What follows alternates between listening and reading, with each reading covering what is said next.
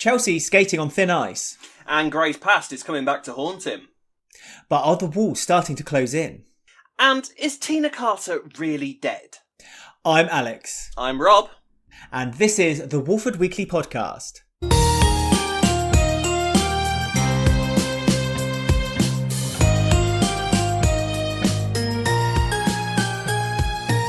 Hello everyone and welcome to Walford Weekly, your weekly EastEnders podcast, where this week we'll be discussing the episodes released on the BBC iPlayer in the UK from Monday the 26th to Friday the 30th of July. Good day there, Sir Robsalot. How are you today? Are you good? Are you well? Tell Alex, me all the information in 1 minute, go. I am very well, Sir Alexander Malott. I'm very well indeed. Thank you very much. Nothing really to report in my life this week. Life goes on. Literally a boring week. Nothing exciting for me whatsoever. How about you? Tell me. Your 30 seconds starts now. Go now. Yeah, all right. Wow. Okay. I've done a lot of working, and Ben and I have looked around for gym memberships. So we're going to look really, really svelte and fit, and probably up to and including 6 to 12 months time. But I more likely expect that we'll pay for a membership and it will expire with us having paid lots of money and never using it. Time will tell. Mm-hmm. And that's it, really. That's pretty much my week too. So I suppose, like EastEnders this week, not really much have been going on. It's been a bit of a quiet week. Because I don't know if you noticed, but I thought EastEnders was a bit beige for my liking, considering we've had so many nice weeks building up. I think it was one of those weeks where storylines were just sort of moved into position, weren't they? It's one of those sorts of, if Walford is a chessboard, like, and you've got Kate Oates and John Sandon on each side, they've just moved a few pawns here and there in position. We're going to talk about Kat, Phil, and Harvey.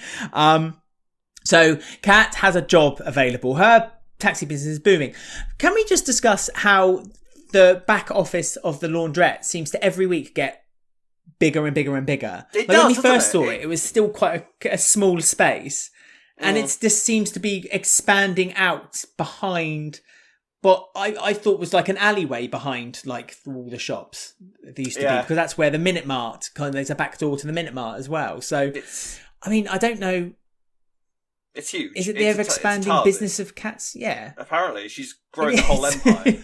Like, if you think about it, that is the same building where, like, Pauline and Dot used to sit, like, cramped in with washing powder up above them, whilst they kind of drank sherry, listening to the Queen Mother's funeral and all that sort of thing. It doesn't. Understandably, maybe they've knocked a few walls through or something. But you're right. This business it's turning huge. Like it's like by the end of this year, they'll like be having scenes where they're shouting across the office at each other because there's miles between them, like a football pitch. So yes, the whole thing about the business this week is that it's given new guy Harvey a job, because he's now going to be a taxi driver, because he's apparently got all this experience of he used to be a black cab driver, and the biggest thing about it is the fact that Billy, who you will remember, Alex, is currently homeless. Now, of all the people that we kind of thought would be the ones to discover the Billy's little secret, I didn't have Kat pinned as the one that would discover it. I thought it was either going to be sort of Jay or Honey or Terry, we even thought of when they had those scenes. But no, it's Kat who has sort of revealed the issue to everybody else. So she's told Honey, because what happens, she basically just kind of caught wind of Billy. Maybe because he smelled so bad, as we've been constantly reminded. Billy smells at the moment. That's sort of like... Even last week, where like the storyline went absolutely nowhere last week, apart from one line where Suki was like, well, he's not had a shower, and that was it for the entire week. Stinky Billy. And so yes, so she kind of follows him and then realises that he's sleeping in the car lot. Tells Phil, and Phil's like, well, that's Billy. He's clearly being proud. We'll wait for him to come to us. So, where do you think this is going to go from here? Because do you think he's going to have some sort of job at the cab office? Is she going to sort of find a space, squeeze him in? I can see him being the cleaner or something. Well, Kat seemed to be the only one who seemed genuinely quite concerned that Billy wasn't going to kind of admit to himself and to everyone that he is in trouble. Kat seemed to think that he would need a little bit of prodding and pushing and kind of gently taken into the right direction of, asking for help, which I think she's absolutely right, because Billy is an incredibly proud guy, and for Phil to kind of say otherwise, I think is just ridiculous. Billy's done a lot of things, like and he would never admit that he was wrong. I still think he doesn't think he was wrong for sleeping with Tina and ruining his marriage. I think he still blames Jay for the reason. Well, I think he feels like it's Jay's the reason now. It goes from one reason to another for why it's not him, for the reason he's not together with Honey anymore. That's just what Billy is, and that's why I find Billy a bit of a difficult character to like. With this story, I'm kind of enjoying him more because it's humanizing him more. And I did feel a bit sorry for him when he practically begged Kat for the job as a taxi driver, kind of saying like, we're practically family. And then Kat was like, here we go, Harvey, here's the job. it's yours. Yeah. Harvey was really kind as well, because Harvey kind of offered to give, kind of job share it with Billy as well, saying like, we can split it in half. And Kat was like, no, it's fine. I'll find a solution here somewhere. So obviously driving's not going to be something Billy ends up doing. Yeah, it's really strange. I think Kat needs to find him something to do. I mean, the laundrette's still open. Could he not just kind of doss around the laundrette and kind of hand out pound coins to people to use, or those tiny little packets of detergent to kind of give people and just fill up their machine? Because I feel like they're keeping the laundrette open for a token. I do want to briefly touch on so now Harvey, Dina, what's Dana? What's her name? Bobby's girlfriend. Dana or Dana. We keep getting told off Dana. Because I think Americans think it should be Dana, but we say Dana. But I think it's either Dana or Dana. But it's Dobby. Just call them Dobby. The ship. Yeah. So Julie's dad has now got a job working on the taxi. I mean, maybe it's just the fact that, it's EastEnders, so I'm expecting this guy to be dodgy in some way. He seems quite nice so far, but then so did Gray. I'm not expecting some massive sort of Gray type reveal for him. Or maybe I am. I don't know. I don't trust him yet. This is the thing. I mean, to be fair, he's only been in 2 episodes so far, and he's done nothing to sort of demonstrate to me that he's a particularly bad person, which to me suggests that he must be a horrific human being, That's just how... I would say give him time. Yeah. I mean, maybe he's going to be a really nice bloke, but I just don't trust him yet. Because I just feel like there's so much we don't know about Dana yet that there must be something about him. But I don't know what. But either way, he's now going to be driving the taxi. So he's clearly, he's sort of putting his feet under the table in the square. So how long will it be before, he actually moves into the square? So as a fully sort of regular character, and then Dana... And her family sort of begin to expand. But I'm intrigued by Harvey. I am intrigued to see what he's going to bring to the table. Well, he brought up his black cab license, didn't he? And didn't Kat mention her dad Charlie to him? Mm-hmm. And did he kind of show any kind of regard that he knew him or not? What? Sorry. You mentioned her Charlie to him. I'm sorry, I'm 8. I'm really sorry. I think they just sort of... I think she just mentioned him, and then he... I don't think there was any sort of indication that he knew Charlie, was there? Was there? No, I don't think there was. No, I don't think there was. I just wondered if... Yeah, I just wondered if Kat's past was going to get ripped back up again they did a couple of years ago when because she mentioned again, didn't she? She said, I tried to get my black cab license. Yes. And I thought, God, that's brave of the writing team to remember that and to put that in the script, because that's just ripe for clicking. Let's start talking about that.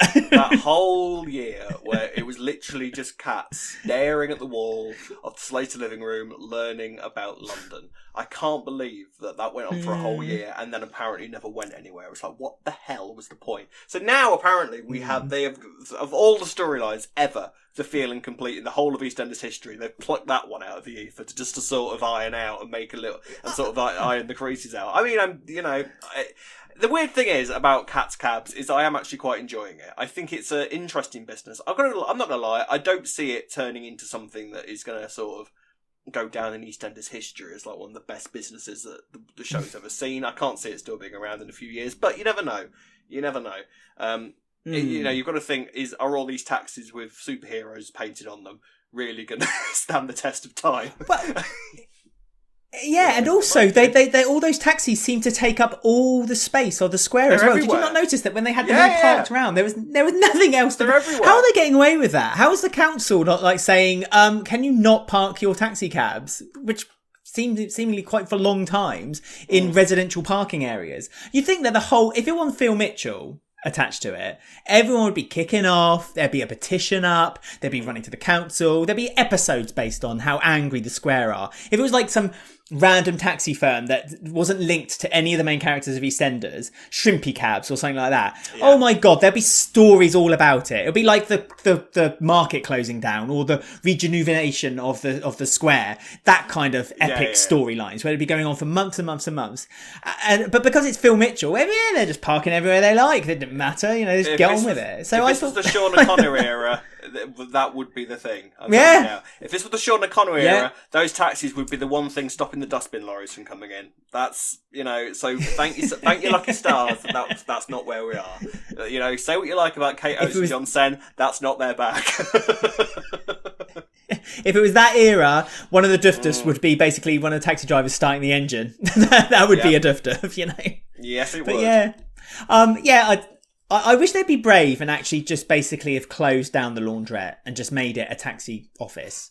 I'd preferred that, because you could have had there's some nice scenes in the back of the taxi office where like characters are kind of conversing with each other as well. And I just think, be brave and actually make that a full-on like communication hub for the office or something like that. I don't know. I just think that laundrettes tend to have their day. And like, would Ruby have used the laundrette this week? Honestly, Ruby would have had her own washing machine. She would have had someone washing it for her.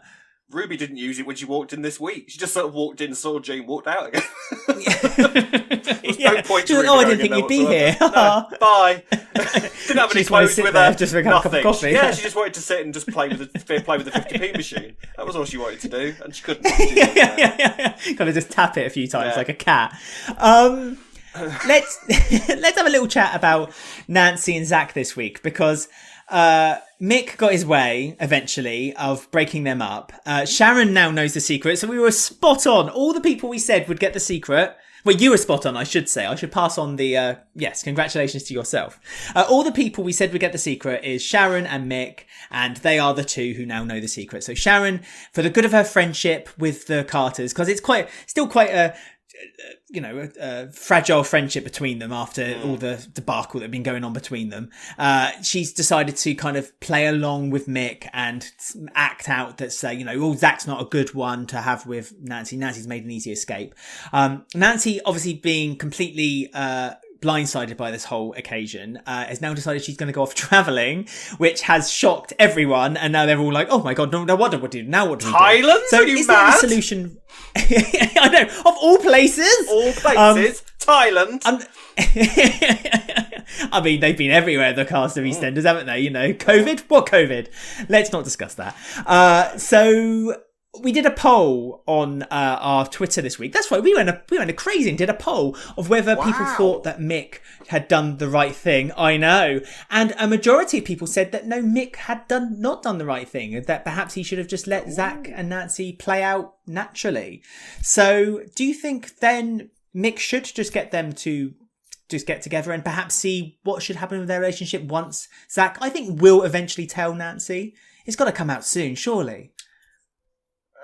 I think that this is the thing. Yes, it is kind of irritating of Mick to sort of just like storm into the gym office and sort of start throwing things around and all that sort of thing. Yeah, but the thing is as well, you've got to kind of think, well, what would you do if you found out that the guy that your daughter is having a bit of a relationship with and is leaving socks in your living room? Massive socks, by the way, and I can't say I'm surprised. Big socks. Yeah. Big socks. You know what they say about big socks, Alex? Massive slippers. Yep. So, yes. So, like, what would you do? If you discover that your daughter was seeing this guy, but then you discover that this guy, was quite instrumental in her being run over, and he was keeping that from her. You would sort of maybe not be that keen on them dating, really, wouldn't you? In the grand scheme of things, it wouldn't be like top of your priority list. So I can kind of see where it's from coming Mick's point of view. But I think Mick is being a little bit OTT with it. I think he's kind of pushing his weight around a little bit too much. I think he's kind of trying to be the alpha male in this situation when it's not necessarily the way around doing it.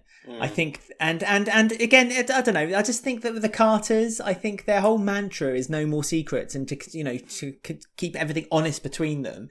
And I think of all people that they need to keep things honest with, where they made such a big deal about Nancy and Tamwa breaking up and Nancy not telling them straight away, and also her wanting not wanting to have children anymore either, which seems to have gone a bit quiet too, which I want to talk about as well, whether that's perhaps deliberate because obviously now she's found Zack quite quickly, that maybe she thought, actually I would like children now because Zack seemed to be the one. I mean, there was that lovely scene right at the beginning of the week, very first moment at the beginning, where you saw the camera kind of pan up and it was all very, kind of Vaseline lens smeared, and you saw Nancy and Zack kind of cuddled together on the sofa. I thought that was a beautiful scene, actually. I thought that was a really nice setup for what was about to come. And all close and touching and stuff. I always feel I need to bring this up whenever it happens because it's so nice to see on telly at the minute, isn't it? When people are actually allowed to touch each other.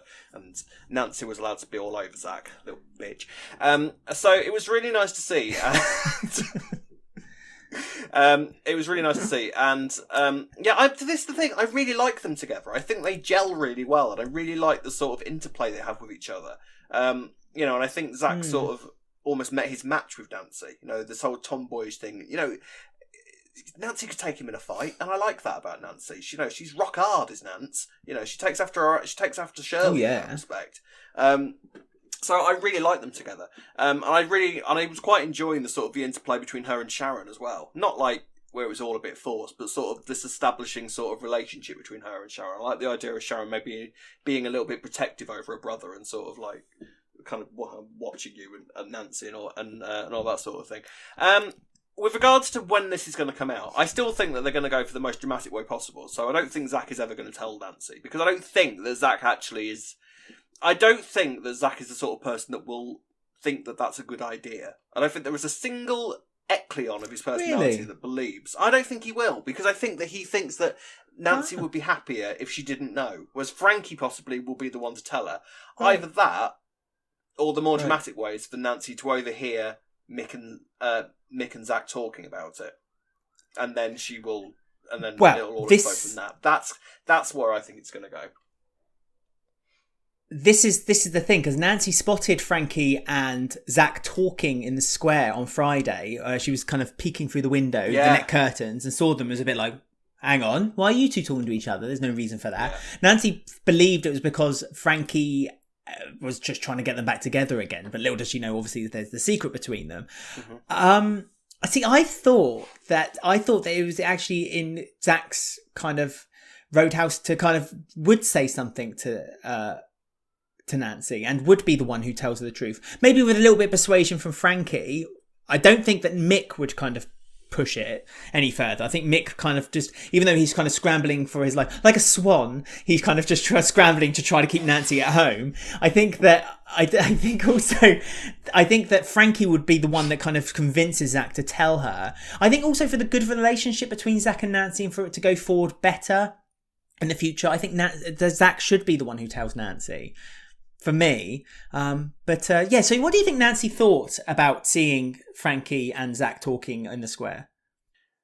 I mean, I think Nancy thinks she's pretty much got the rhythm of what person Zack is. So I don't think that it would necessarily surprise her to think that he's got a bit of a roaming eye. So I think that, and to be fair, she doesn't know the context of the conversation. It probably did look like quite an intense conversation that she was witnessing. Because with all characters have seen a very intense conversation from that particular Vic window, So, all sorts of stuff has been witnessed from that window. So it's, it's unsurprising that she might kind of get the wrong idea. But I maybe you have a point. You tell us what you think, listeners and viewers. Who do you think is going to be the revealer of the secret? How do you think that this is going to all be revealed? Let us know in the YouTube sections below or on Facebook. Let us know your thoughts, because I think we are divided on where we think this is going to go. So I'm which is surely the sign of a good story, isn't it? I genuinely want to know which way it's going to go, and we don't know which way it's going to go. So that's exciting. I'm pleasantly surprised with Zack and Nancy. I think they're lovely. They're a relationship that needs to grow and blossom. Yeah, they're really quite. To be fair, with Kate Oates in the past. I know Kate Oates isn't the executive producer. Essentially, she's like the one up from there. So it's John Senna's kind of the one. But I've heard from other podcasts, namely Conversation Street, when they talk about how Kate Oates put relationships together on Coronation Street, that she's not particularly too good at them and that she tends to put people together that don't seem to work out very well. But I think the history from what we've seen so far with the relationships, Nancy and Zack, and you can fight me for this, I think Jay and Honey is fine, and also Bobby and Dana. I think the relationships they've put together have actually been quite good, personally, and they work. I mean, they don't feel strange. Yeah, no, I know what you mean. I would maybe potentially argue that she's been maybe a little bit lucky with the pairings that she's put together, because if you think of something like Cat and Phil on paper, you know, when it first started, it was like, what are you talking about? That'd be ridiculous. Cat and Phil would never get together. And yet, well, we hated it. We hated it, and yet here we are. And it's actually one of my favourite relationships in the show at the minute. I love Cat and Phil together because the chemistry between them is fantastic. You know, Jay and Honey, I'd argue, yes, started nicely, but they've barely been seen together for months and months. So is that working? True. Because is there material there for the pair of them? You know, it doesn't have to be. They don't have to be a good couple together as long as there is potential for story together. You know, and the real only sort of story potential they've had is the fact that Billy's jealous about it, rather than anything to do with their actual relationship. You know, so, but you know, I see what you're saying. So maybe you know that's going to come to the forefront again now. This whole Billy homeless thing is coming out. We shall see. But yeah, no, pairings in the show are interesting. But you know, it's like I've said to you quite a few times off camera. Actually, for the majority of it, I think the thing is, and we'll come to the Grey storyline shortly. You know, that is, I would argue, possibly the biggest bone of contention for certainly us in the show at the minute. Whereas actually, you've got quite a lot of really good stuff going on in the background. Most of the new characters that have been brought in are working really, really well. You know, we love Zack, we love the Panasars, for God's sake, have come in this era. And how much do we love the Panasars? You know, we love Rocky, we love Zack. But you know, there's good stuff happening. So, you know, I think it's just once we've got the Grey storyline out of the way, then things might be, you know, things might feel great again. But we'll see. Yeah, it's funny you should mention the Panasars, actually, because when they were first introduced, Ben and I were actually talking about this only a few days ago. We were a bit, they had so much potential, and we don't feel like they're giving it when they first came onto the soap. And it's one of those families that have grown. Slow burn. I think, you know, even Suki, kind of, when she kind of first came on, we were a bit like, ooh, that's a bit of a dirty story that she's faking cancer in order to kind of like get herself into the family. And I think, again, it's one of those things that I think that the EastEnders, it's not mentioned at all anymore that how Suki was introduced to the soap. And I think that's almost a deliberate effort, because there could be times where it could be brought up as a kind of like, it's like Kathy. They always like to bring up that she faked her own death and now has returned, you know, and that's a cheap trick, but it's brought up because it's kind of something that the EastEnders are a bit, you know, they're quite proud that they were able to do it at the time, and they did do it, and it was done on the whole successfully. So like Suki's introduction perhaps was a bit dodgy, but as you say, a lot of introductions on the show have been perfect, and you know, I'm not backwards coming forward. I can be quite vocal when I think something's not going to work, and I'm happy to put my hands up and said that on a lot of the times I have been quite wrong. So I'm pleased to say that I've been quite wrong with it. Talking about a relationship that some people like and some people hate, and that's Ruby and Martin. But namely, we're going to be talking about Ruby's story this week, because as I said a couple of weeks ago, I felt like Jean was kind of eking out Ruby's guilt from her and trying to get her to admit that she hadn't, or she had a hand at getting Stacey in prison, even though she was adamant that she did try her best to try to stop her from getting any time. And this week, Jean, first of all, thanked Ruby for trying not to get Stacey in prison, then got the phone call that Stacey's got herself into a bad crowd. I don't think it's a coincidence that this story's come out where the Bad Girls has now come back out on the drama channel. You know, I think Stacey would fit right in to the Bad Girls. Yeah, exactly. And so now then Jean got very upset because, again, now, has Jean told Ruby that she is dying? Is Ruby the only one who knows? She has, okay. Because Ruby is literally the only person who knows at the minute, which is why it was sort of making sense that they were developing this friendship. But then, like you say, Jean is kind of like, thank you, you are a good person. I appreciate that you tried to stop all this from happening. Thank you very much. Hello? What? You! So it's sort of... It's sort of the thing. It's sort of the thing with Jean's He can dance, he can sing, he can act. Rob is a triple threat. Wasted. You are wasted. My throat really hurt my throat doing that. This is the thing. One thing I would argue actually maybe not working the best at the minute is Jean. I love Jean. We both love Jean, but Jean is, for want of a better phrase, given Jean's character history, but Jean is mental at the moment. She is zigzagging all over the place as a character.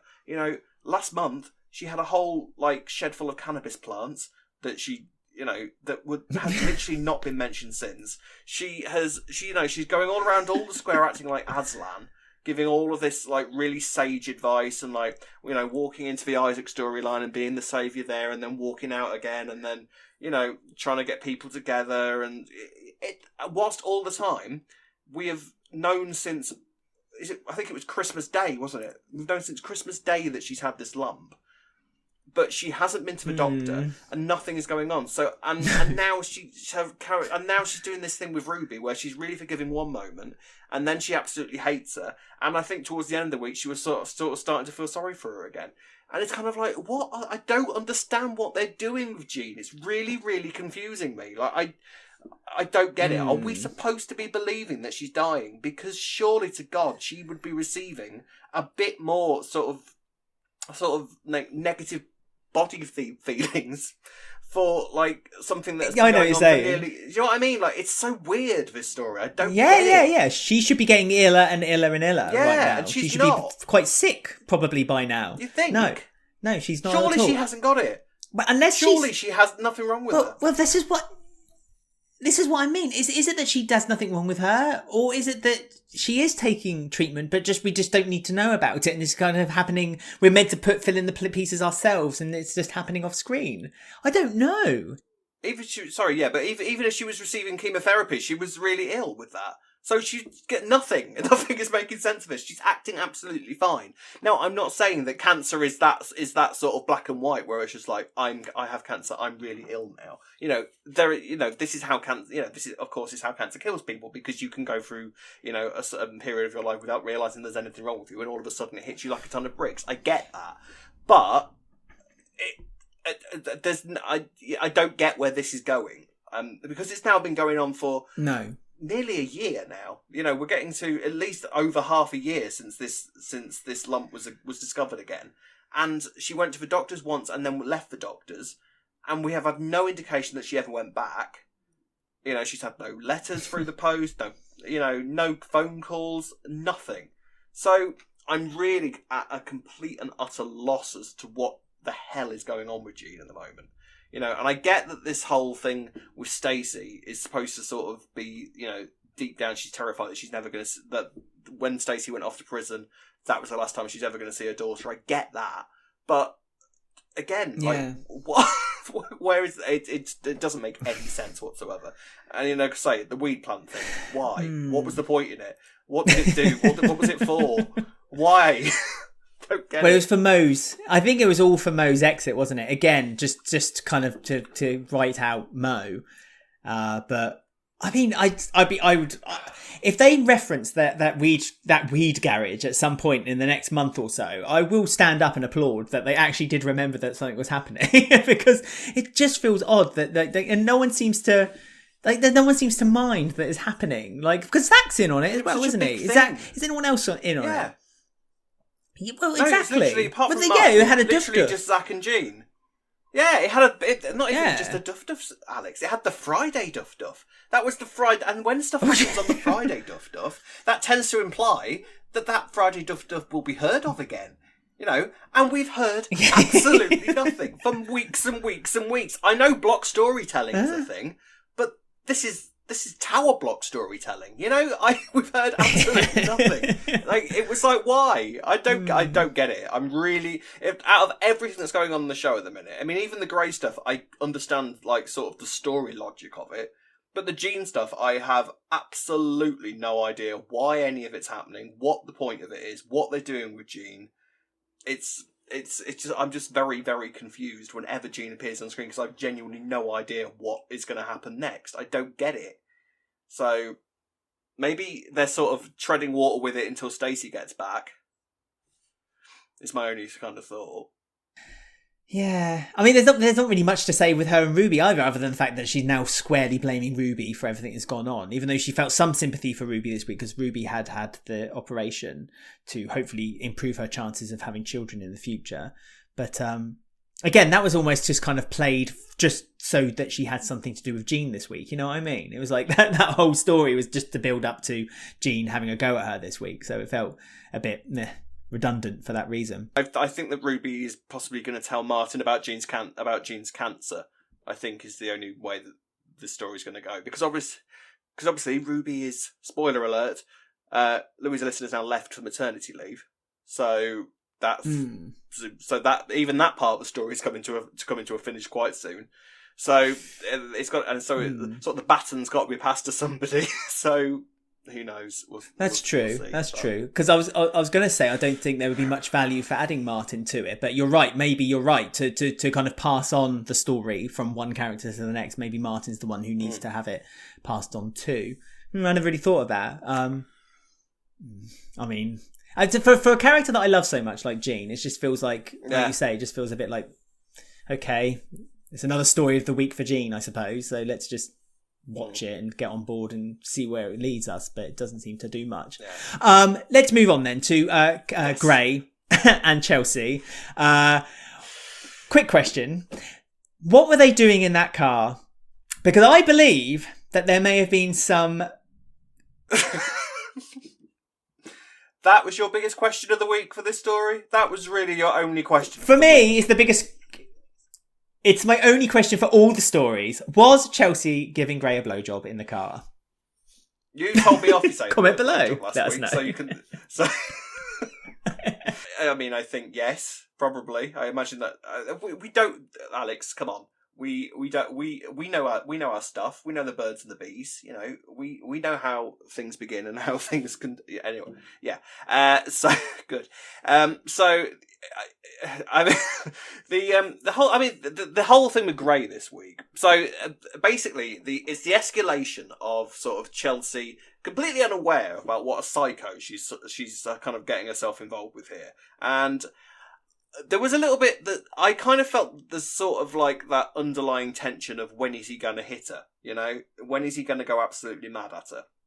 Because Chelsea is being absolutely infuriating with Gray at the moment in terms of, you know, Gray's perception of her. Absolutely infuriating. Like, she is pushing her luck massively, skating on very, very, very thin ice. You know, sort of dragging him out of the house when he's trying to work, taking him to a van full of clothes that she should wear at her trial, and all of this sort of thing.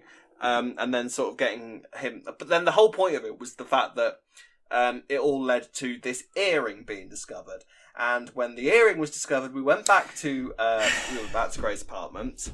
And what did we see, Alex? What did we see? Well, we saw the ghost, or was it the ghost, or was it a part of Gray's imagination of Tina Carter laying on the sofa. Did they refilm a scene? Was that, because I don't think they did. I think that was something that they already had. See, now I think it was something they already had, personally. She was in the credits. She was in the credits for that episode because I checked. Yes. Tina Carter, Louise, she was in. She actually was credited as a Tina appearance. Now, my question is, it was exactly the same as yours. Was that film? Was that stuff they already had and they kind of just like used it and slotted it in, or was it specially filmed and Tina is filming other stuff from a shed or a warehouse or something like that, and Tina's return is imminent? Because there has not been I still, to this day, do not believe that Tina's dead.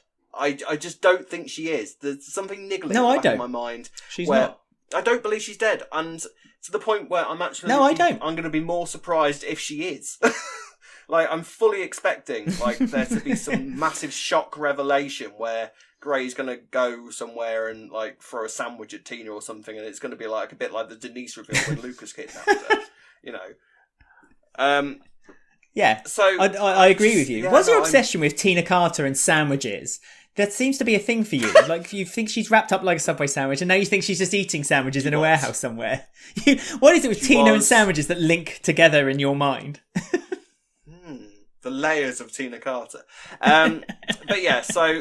I mean, essentially, the bare bones of this plot this week was to imply that Grey is still crazy, Grey is still going mad, and now he's starting to sort of have... I mean, I hesitate and dread to even use the phrase, but visions? Are we going down the route of now? Is that where this is heading? Are we actually going down the route where all the effects that we were expecting for the Isaac story are in fact being given to Grey instead? Is that where this is going? Like, it's... Well, they've blown their budget, haven't they? So they just... All they can do is have someone lay on a sofa with a slightly blue pale colour as if they've been suffocated, you know? The only reason I think that Tina hadn't come back to reprise the role is because if you paused it, like perhaps what I did, you can kind of see where the kind of Photoshop had happened on the sofa. And so and yes, you could argue because they did discolour her a little bit, so it wasn't the same colour as her surroundings, they might have done that for that reason. But I just thought, other than seeing the scenes that they had filmed, you know, when she had been wrapped as a Subway sandwich, I can't really give a definitive answer of whether it is or not. But I think I don't know, because don't forget Roxy was credited as well. The actress who plays Roxy was credited when she had the voicemail when Sean came back for that scene, and that was just a voice recording, and she was credited for that, and that was then seen as her last appearance. So I don't know whether that would necessarily mean that if she's been credited, then she must have been on set necessarily. I think because she was in Vision, that's why she had been credited for it. But no, I 100% do not believe that Tina Carter is dead, and I've been saying that from the very beginning. There's too many unanswered questions about Tina's death for me. Like, where did her body go? What did you do with her body? Like, it's the kind of golden rule of soaps. Yes, we saw Tina with her eyes closed being wrapped up and put in a car boot, but that doesn't sort of... Maybe she could be unconscious. Go into the same category as... She could have been unconscious. That doesn't go into the same category as we saw Tina's body. You know, it's, you know, she's not Paul Coker. We definitely saw Paul Coker's body, for example. He was there in the hospital and got covered with a blanket. You know, we know, and Ron, no, I know. I could do a whole other podcast about how to bring Ronnie back. No. You saw her in a coffin, honestly, dead. No, who cares? Right, look. I don't want to go on too much about this, but if all the characters that could fake their death to that degree, Ronnie Mitchell is the woman that could do it. I have a whole storyline planned for when I begin my work as an EastEnders writer. That's top of the list. Bringing Ronnie Mitchell back. Might not get away with bringing Roxy back, but Ronnie definitely could. Anyway, if you're going down that avenue, then I would like to also throw this idea into the hat, and that is you could feasibly bring back Cindy Beale as well. Because she died off screen in prison. Of course she could. And I've recently discovered that she's got a very rich boyfriend from watching the classic episodes this week. And she you know, he could have easily paid for her to just kind of disappear, you know, off somewhere. So yes, bring Cindy Beale back as well. Push good. So bring Ronnie and Cindy Beale back feasibly. And with that strength, then Tina Carter is alive. Oh yeah. But then they might be fighting for the affections of Ian Beale, so we don't want that to happen. Unlikely. But yes, no, Tina can definitely come back 100%, 100%. And I think it make the interesting story as well, actually. Like you say, it's already got kind of parallels to the whole Lucas and it's the whole thing with Denise story, don't you think? Yeah, I do completely. And the thing is, and maybe this is going a little bit meta, but it sort of has the slight scent of a storyline that happened in Corrie when Kate Oates was in charge, where we thought someone had been murdered, and then months and months later, he was revealed to be tied up in a cellar. So it was a really big, sort of shocking twist, and I can imagine it being sort of one of those things where, you know, Kate Oates might think that went down well, I'll use that again, sort of thing. You know, so I am completely, and like I said earlier, I will be more amazed if it is proven that she is dead. If Tina's body gets pulled out of a canal or something next week, then I will be gobsmacked. And that will be a worthy duff, because it genuinely will make me gasp, because I don't think she's dead. But there you go. Apart from that, I want to talk about like how you think this Chelsea and Gray stuff is going to develop. And I also want to talk about the fact that Whitney now has the bare minimum of involvement in the story, which begs the question, what the hell was the point in killing Kush off the way that he did? You know, we could always go back to why kill Kush off like that, but it makes it even more pointless now, because Whitney has zero involvement pretty much in the story, apart from her sewing Mia's dress this week. You know, so... I mean, it's just unfortunate that it's just that story fell into the kind of like shock of the week category, didn't it, really? I truly believe that they killed off Kush just for a shock of the week. You know, the same kind of way that they did...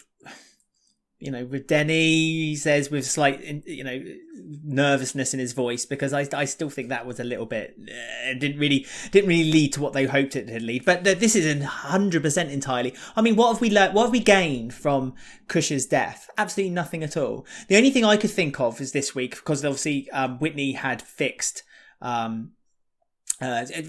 his daughter's Gray's daughter's dress, so she was able to wear it. And Keegan was involved as well. Is that perhaps they're kind of positioning Whitney and Keegan to be set pieces in this story in the future? Somehow they're going to kind of help Denise, or they're going to be the ones who Chelsea, and they're going to be the ones who kind of discover it. So in future, that's what they're kind of do. They're kind of introducing them slowly back, for Whitney's case, back into the story. In Keegan's case, I mean, he did have some kind of connection with Chantel and Gray when, you know, Chantel was still there, but kind of pulled back a little bit. And I think once his story with Tiff kind of reaches that natural end, I think he'll then get introduced a bit more, because they are kind of just throwing scraps, let's be honest, with Whitney at the moment, with the storyline that's coming up. That I don't think it's any secret, we all know what's coming up, but just in case people don't, I shan't spoil it for anyone, but if there's anything to spoil. But no, I just agree. I think that the Kush's death was just really unnecessary, and especially since I watched Kush's first episode of Holby City this week, and he's a horrible character in that, and so I just feel like they shouldn't have done that. They've done dirty. They've done the dirty on Kush. Not a fan of Eli. That's a shame. He's horrible. He's horrible. He's not like Kush. Kush was lovable. Oh, Kush was, but Eli ain't. It's a shame. Well, if it's any consolation, Eli's not going to be around for long, unfortunately. So no, that's true. That's very true. I do want to make the smallest of shout outs to a guest character this week who I loved instantly, and that would be the sassy prison officer that woke up Chelsea when she had to go and stay in the cell. Yeah.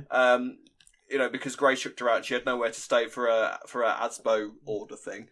You know, this prison officer kind of opened the door of Chelsea's cell. Oh, there's breakfast. You know, we've got like a whole buffet if you want it. Chelsea's like, really? No. What do you think this is? Genius. Liked her. Liked her a lot. What do you think this is? The Hilton? Liked her a lot. I think we should bring her back.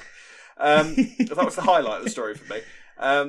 But yeah, I think that I just want to. All I want to know really is what you think is going to happen with Gray and Chelsea ultimately. Like, is Chelsea Gray's next victim? Is he her next? Is she going to start getting, you know, hit soon? Is that where it's going? What do you think? I think it completely depends on whether the writers have the confidence to carry on with this story and for how long they're happy to carry on with it. I mean, originally this was meant to be a long-term story. I think that the reception has not been what they hoped it would be, and it's not one of those situations where I think that it's where the producers could say, well, we think on this occasion we know better than what the audience think, so we're going to plow on and carry on with it, because I really think it's kind of started to smell bad, this story, a little bit. It's got real undertones of carelessness, and I think we would love a story where we're throwing turkeys at each other on Christmas Day with Tina Carter involved, kind of going oh as it's happening. But I don't think that's going to happen. I think it's going to be more of a short-term story. I don't know. I really don't know where they're heading with this, because it just seems to be that it feels like it's coming to an end it does get that. It does have that feeling about it because ultimately, Gray is the serial killer now. So it's basically how many characters do you want to just kill off before you decide to finish the story? Because that's basically the whole point of it, isn't it? This has been my problem with it. It's because it's gone from the sublime to the absurd. This story essentially, because it started out as a very powerful, brave domestic violence story, and then turned into. The problem is not even a serial killer storyline, and not even a serial killer storyline that's even really been done that well. It's just sort of a paint by numbers soap storyline where it's just, oh great, so he's a serial killer, so we can kind of see where the different points of this are going. And you just expect eventually we're going to get to some sort of explosive climax and Gray's going to die. Essentially, and so I think that because it's been such a big storyline of this era, I do think it's going to go on until Christmas Day this year, and then that will be the end of it. I think I ultimately believe that Gray will die on Christmas Day. That's ultimately my belief. And if a turkey gets thrown in the meantime, then all the better. There you go. But death by turkey, fine. That's fine. I'll excuse it. But I don't think Gray should die because then he's had no comeuppance for anything he's done. I've never been a believer of that death is the ultimate comeuppance for someone's crime. I think I'd much rather that he got... sorry, there's a fly in this room, by the way, that seems to be flying around. I keep seeing it in the flies do lens. that. Yeah. I just don't think it's... they're annoying. I just think that it's not... how if they're going to end it, at least let there be some justice for the Taylors. At least let them have some justice. Prison, yeah, or henchman, a mob going to take him to a hanging tree or something like that. Obviously, I joke, but I just think that he needs something like that because I think if he should die, I also worry that if he does die, that in about 2 years' time, they'll bring him back and something stupid if they like don't that kill will him, happen. he can always come back. Yeah, but I think with jail, I know that, okay, don't get me wrong, I know again that with Lucas, they released him very early. Yeah. And with Paul's killer as well recently, they released him very early because it gone from murder to manslaughter. Yes. But I'd much rather if they were to bring Gray back, I'd much rather that he came back not as a reformed prisoner, but as someone who's been to prison than someone who's come back from having died on screen but hasn't actually died and then comes back for revenge, But the one thing that I do love about the story is that every time I see Chelsea on screen, I literally see young Denise on screen. The way she talks, the way she acts, the way she's kind of very shouts at people. It's young Denise every time. Yeah. I do love that part of the story. So, and I love that it's giving something Chelsea. I like that it's giving something for Chelsea to do because it was beginning to feel before she started getting involved with Gray, it was just like, right, what did you bring Chelsea back for? All right, I get it. Like the whole Lucas story. Thanks for that. But then Chelsea was literally not seen on screen for weeks and months, was she? And then we're suddenly into a sort of big Chelsea story. And she is funny to watch, isn't she? I sort of love how vapid she is. Like she's turned so so materialistic, and and not even dumb, but sort of just that's like the whole. And I love the fact that she's so sort of against like the kids. I love that. It's just funny to me. Like she just let the kids go off and play on a swing while she sits and has a coffee on the phone and chat. Just a Libby. I got a Libby mention this week. That was nice. Basically the rest of the square has to run around after her after her babysitting duties. I did enjoy that. So it rolls on. We'll see where it goes from here. All right, so let's talk about Bernie very quickly. Actually, let's talk about not Bernie. Well, Bernie because she's still taking the diet pills. For some mysterious reason, she can't order them herself, which I find frustrating as heck. But fine, she's used it to blackmail Tiff. So she said to Tiff, "If you don't get me the pills, I'm going to tell Keegan that you've been deliberately." Well, not deliberately, but you've been kind of helping me along. Yeah, and you're a bad friend and you've kind of manipulated me in one way or another. Which is really I didn't feel like that was character for Bernie this week either. I felt really bit nasty. One Bernie-ish. But also this week, Tiff got a comment which Whitney reassured her was a bot. I mean, we get bots with our comments sometimes, and I've never been called gummy in my life, although I would love that. So if anyone wants to comment, Alex, you look gummy today, then please feel free to. Because I am a bit gummy. Let's just admit it. I'm a bit of a gummy guy. But because she got that comment on her social media, Tiff, I'm talking nonsense. Tiff decided to have all I'm thinking is just imagine having lip... somebody just commenting on your appearance every week. Just imagine, like, you know, if you had somebody just messaging you and just sending you messages like that. Yeah. I just think that with Bernie, though, that especially with the kind of problem she had before with the miscarriage, it just feels a little bit strange that she's kind of still going on with it, especially now she's pregnant. She doesn't need to worry that much, and surely she could now take the more natural route with the exercise, with the gym, and it's not like she's not doing the work on that side. I just think, and as we said last week, it's interesting that they're kind of giving Tiff and Bernie almost the identical story, but neither one of them can see that it's damaging them, but the other one can see it's damaging them the other way round. It's weird, isn't it, that that's happening? Yeah. So they can't see that if they're hurting, but they can see that it's hurting the other person. Yeah, it's really interesting symmetry. This is the thing, you know, of course, with all the stuff that's going on with Bernie, that's sort of just ticking along in the background. Bernie still wants the pills, Bernie's still taking the pills. Rainey and Vi, lovely scenes between those two this week, because Vi was starting to turn into a little bit of a sort of, right, we get it, what else are you gonna do sort of thing. And there were some really nice moments this week with Vi and Rainey where, you know, we sort of saw a softer side to Vi, and, you know, a sort of relationship is starting to be established between the two of them. It's really quite nice to watch. So I'm enjoying seeing that, and I am actually quite looking forward to when this all ultimately does go horribly wrong with Bernie. I imagine Vi will be there to sort of, because I can imagine Rainey going quite mad when all this comes out. So I can imagine Vi almost being the sort of voice of reason and sort of bringing Rainey back from the abyss or something, you know, when it all ultimately goes crazy. With regards to Tiff, so she got herself a new little procedure this week. I didn't know this existed. What exactly is the thing of this procedure? So you get a filler or a needle or something, and it removes your gums. It makes you less gummy. What is that? What is that? I'm not sure. Not sure. They did mention it. I think they said the name of it on there. I thought they said it was like some. I think wasn't it not just a kind of form of lip implants of some kind. I couldn't exactly I don't understand what it does. Really. Like, it was just. Like, if you have a gummy smile, like what is it supposed to do? Just like you crease your lips so that I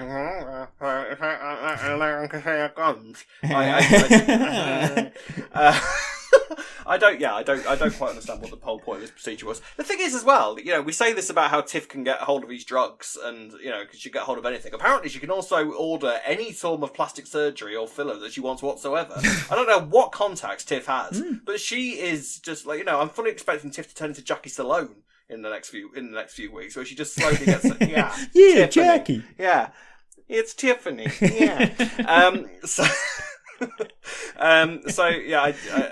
but of course, obviously, this is really starting to affect her relationship with Keegan.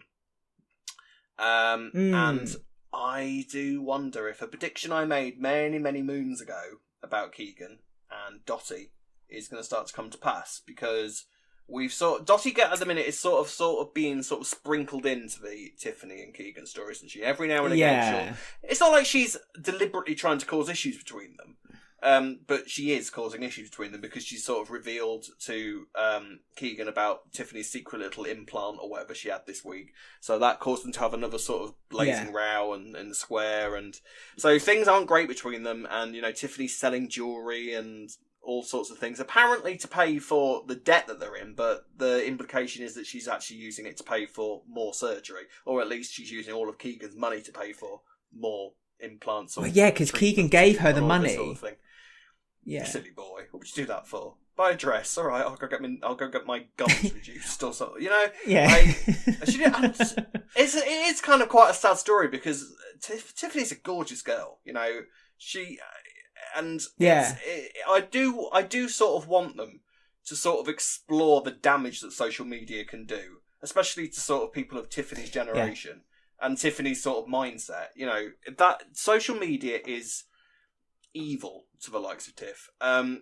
You know, anybody that is sort of quite concerned about their own image, social media is the last place you want to go, especially when you're You know, I don't know anybody that's really into the whole sort of beauty therapy thing, but you can imagine that the sort of people that we're seeing in this storyline, these sorts of vapid sort of, oh yeah, babe, it's all absolutely fine as long as you have a needle there and a needle there and a needle there and trolls, that it could really cause you some damage and really start to affect your mental health. So I really hope that that's where they sort of end up going with this. I think it'd be really interesting to sort of really kind of shine a spotlight on that. But yes, it'll be a bit of a long road for old Tiff, I feel. That's it. It's such a sad story, isn't it? That, as you say, two attractive women, and they feel like they need to do something just to... I suppose Bernie is doing it for different reasons to Tiff. Tiff's kind of doing it for the likes, the posts, maybe. But it's just frightening, isn't it? That's how two young girls like that feel like they need to do to achieve the goal that they want to get to. It's a real shame. Right, wonderful, lovely. So that was this week's EastEnders. So join us now as we look at your comments on I Ain't Want to Gossip.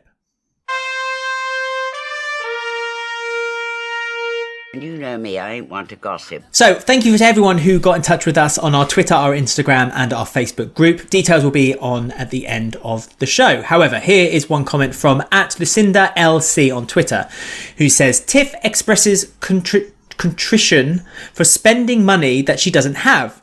The writers could have used the moment as a lesson in marriages, and partners need to be open and more honest about money with one another and their spending habits. But there we go. We did say it was a nice young couple story, so perhaps do you think it's interesting that this young couple weren't very open?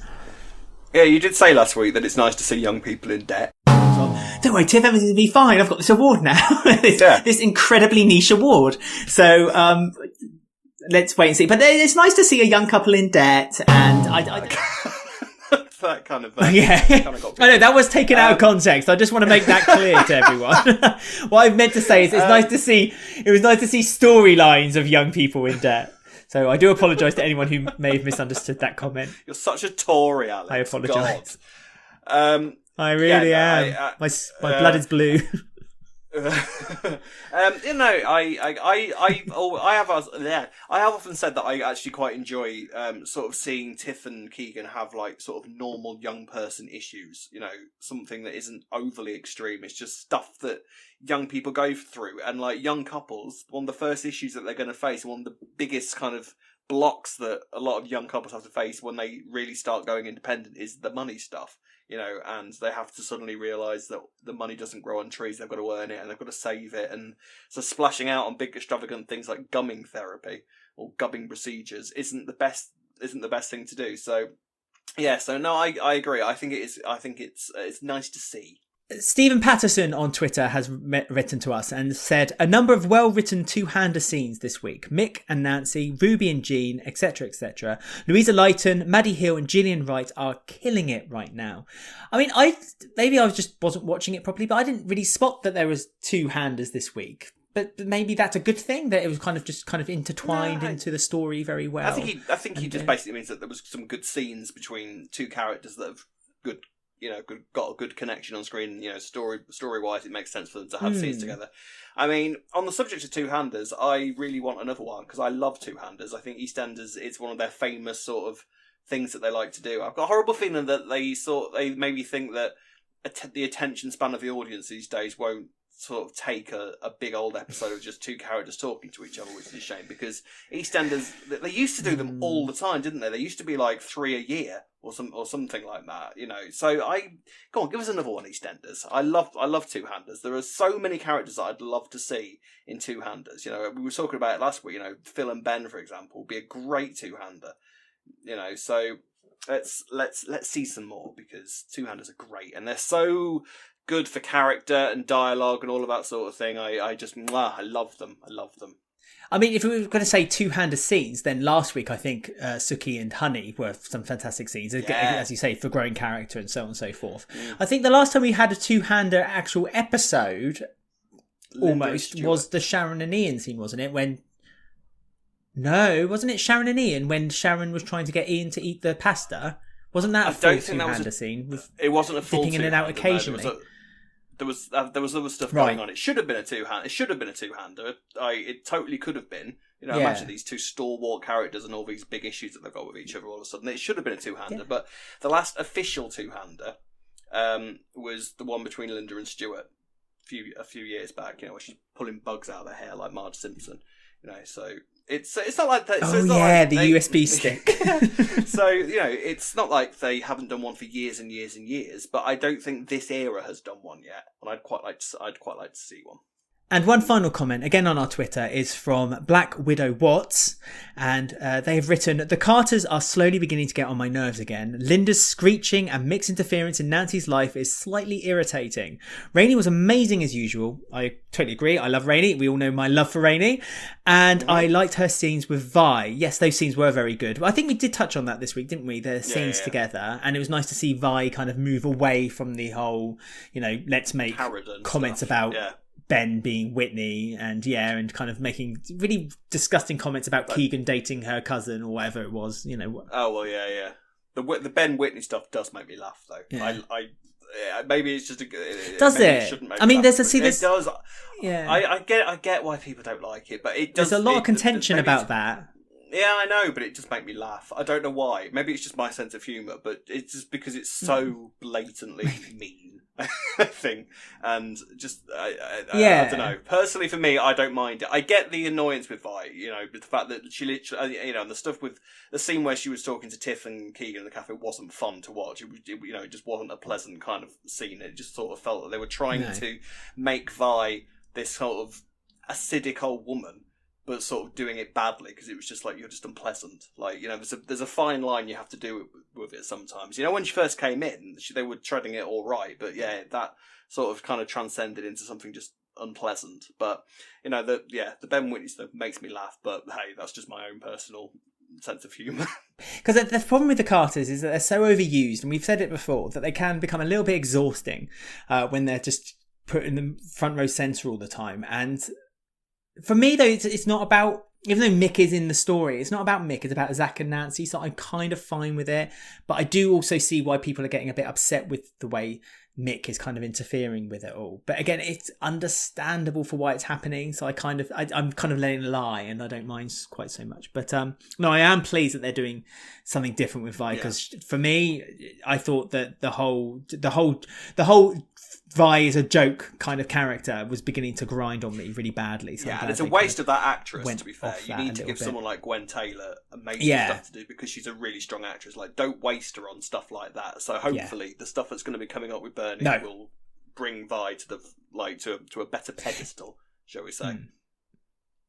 Three very strong female characters and actresses, I think, can do a very good job together. So let's hope that's their future, and that's what's going to happen. So, how can people get in touch with us, Rob?